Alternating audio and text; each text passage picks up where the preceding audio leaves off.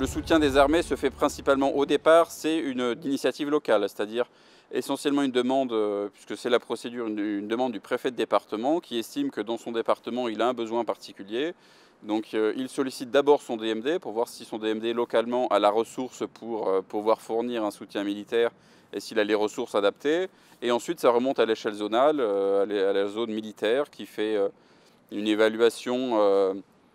entre les capacités militaires et le besoin qui peut se faire sentir localement. Alors, les relations du DMD avec le monde civil sont aussi nombreuses que variées, j'ai envie de vous dire.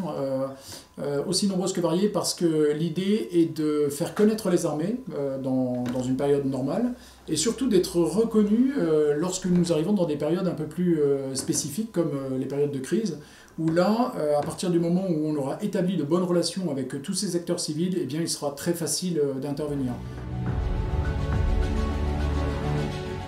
J'ai en tête par exemple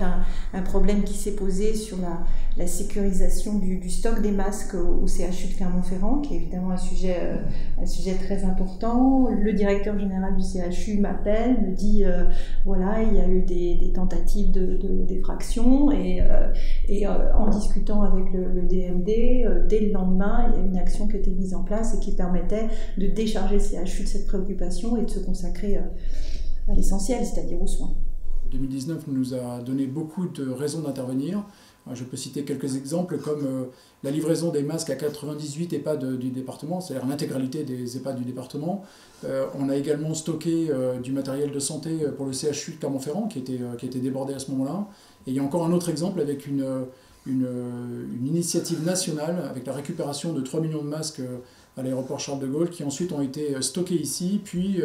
elles ont été livrées aux différents interlocuteurs du département. Comme on se connaissait déjà bien et que les relations étaient déjà bonnes puisqu'on avait l'habitude de fonctionner dans le cadre Sentinelle, mais Sentinelle c'est un dispositif rodé où globalement une réunion par mois nous permettait d'y voir clair et puis de programmer suffisamment à l'avance. Là on est sur un dialogue qui est quotidien avec des échanges mails et téléphoniques qui ont lieu tous les jours, puisque tous les jours on a des demandes et tous les jours il faut arbitrer entre telle sollicitation de département et on est dans une logique où on a beaucoup moins le temps d'anticiper et on réagit beaucoup plus au jour le jour, même si on essaye au maximum d'avoir un petit peu de vue dans le temps. Donc un dialogue de grande qualité et puis une très forte réactivité des armées sur les sollicitations qu'on a été amené à leur faire.